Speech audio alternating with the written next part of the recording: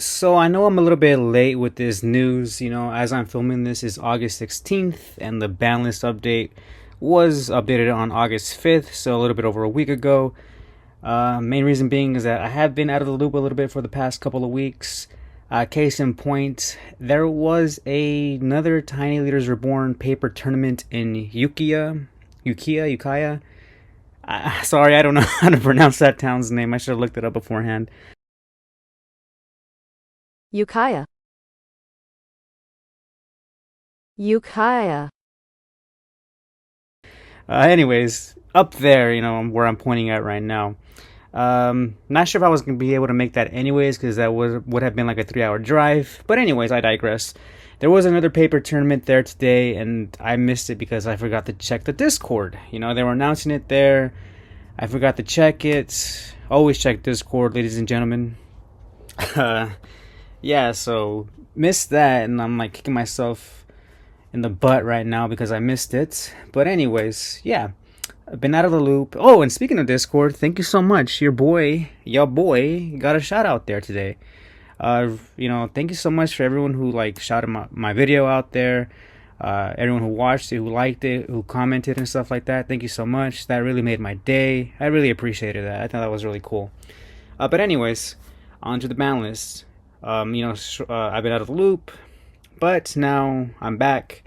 And yeah, in the meantime, there was a ban list update for Edge of Eternities. So I guess how it's going to work, I wasn't sure beforehand. I guess every set release, there's going to be a ban list. So let's go ahead and take a look at what was announced and what happened.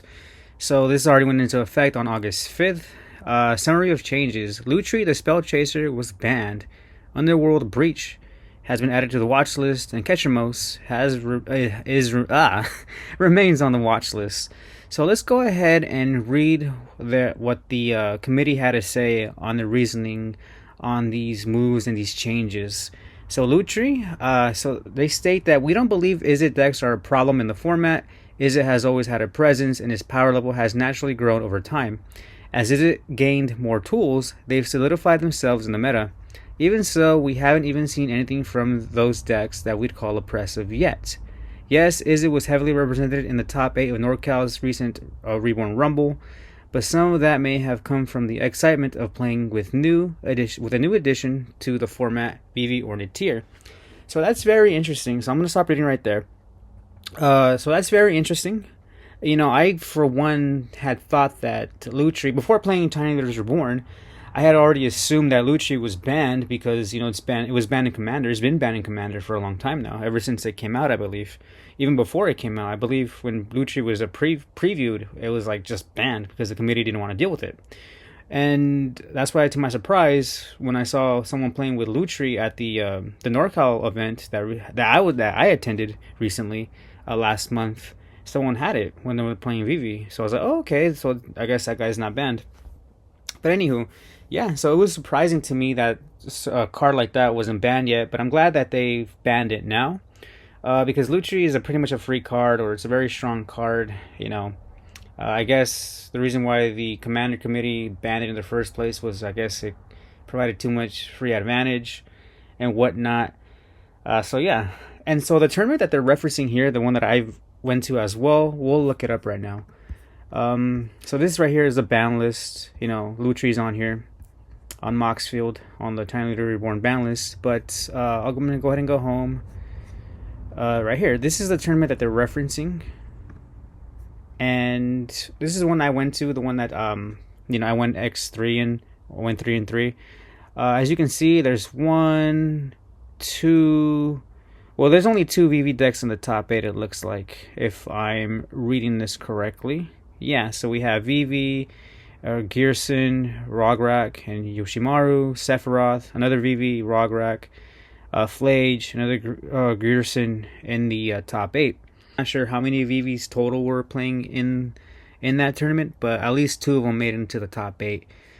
So yeah, so I know what I find also interesting is that, well, let's read further before I elaborate even more on what I'm about to say.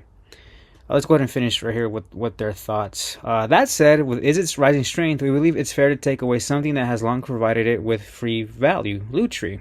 We don't consider Lutri an inherently broken card, but in a singleton format like TLR, its companion restriction effectively doesn't exist. The mechanic was designed to challenge deck building, yet Izzet decks can include Lutri with virtually no effort. Yes, sideboard slots are available in TLR's wide meta, but Lutri more than repays that cost by offering card advantage, late game inevitability, and utility as a flexible attacker, blocker, or source of reach. Unlike other cards that must be drawn, Lutri is always accessible from the sideboard. This consistency has led to increasingly unhealthy play patterns, not just in Izzet decks, but in 5-color good stuff piles as well. Still, we don't think Lutri makes these decks more powerful. We don't think Lutri makes these decks powerful, rather they're already good. Lutri just makes them better and more consistent.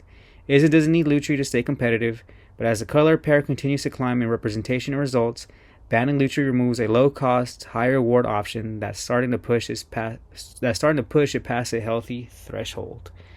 All right.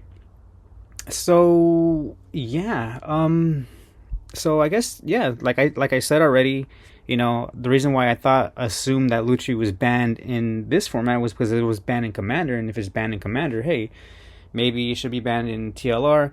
Although I get it, Commander and TLR are like not the same. The only thing similar is that you're allowed to play a Commander, and that it's a singleton format. Other than that, they're totally different. So I guess what they're also saying here is that probably the reason why Lutri saw even more play recently was because of Vivi. And I think Vivi in itself is another interesting discussion to have, being is that when this ban list was released, the whole, on YouTube and on X, Twitter, whatever you want to call it, and just on social media, there's been a lot of like discourse on wanting to ban Vivi, especially in the standard format, and even in modern and other formats as well, but specifically in standard. And yeah, that's like been calls from the community. Like some people want it banned, some people say like, hey, we should, just wait and see a little bit. But I just find that really interesting how, Vivi is just itself a great card, and it's pushing other cards to be even better. So like case in point, Lutri and Agatha's Soul Cauldron and so on and so forth. So as to whether or not Vivi should be banned in Tiny Leaders Reborn, I think that's a separate discussion, although I don't think it's going to happen quite yet. But Vivi, I think eventually will get there, but not yet. And I'm pretty sure sooner rather than later, Vivi is going to be put on the watch list at least, but who knows? That's probably another discussion for another day. Let's go ahead and finish the rest of here. Underworld Breach. Underworld Breach is a powerful and potentially dangerous card. Much like Lutri, it offers late game inevitability by allowing players to rebuy cards such as creatures, artifacts, instants, and more with very little effort. Unlike Lutri, it doesn't sit in the sideboard, but its splashability and raw value in red decks make it a card worth watching closely. Most notably, Underworld Breach serves as a linchpin of Ral Storm, a deck first developed by NorCal's own Cliffy and recently upped by our committee's resident combo pilot, Tiny Urza. Both with success. While banning Breach will likely significantly worsen the deck, we also recognize that the format isn't obligated to preserve any combo deck. That said, it's exciting to see Storm find a new home in Tiny Leaders Reborn, and want to give it space to prove itself. Okay, so my thinking here is Underworld Breach is another incredibly powerful card. It got banned in Modern a few months ago. And I know we shouldn't really compare formats because of the card pools and certain restrictions and limitations each format inherently entails. But I hate that card so much. I know things like Lion's Eye Diamond are banned, and other, super free mana outlets that can take advantage of Underworld Breach really don't exist in Tiny Leaders Reborn because they're banned or like their mana costs are too high.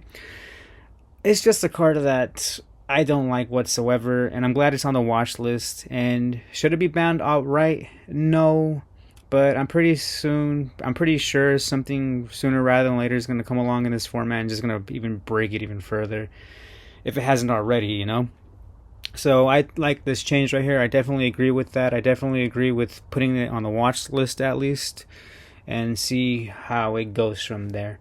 And then finally, they put Ketramos. Ketramos is a strong card, but its current impact on the format is difficult to pin down.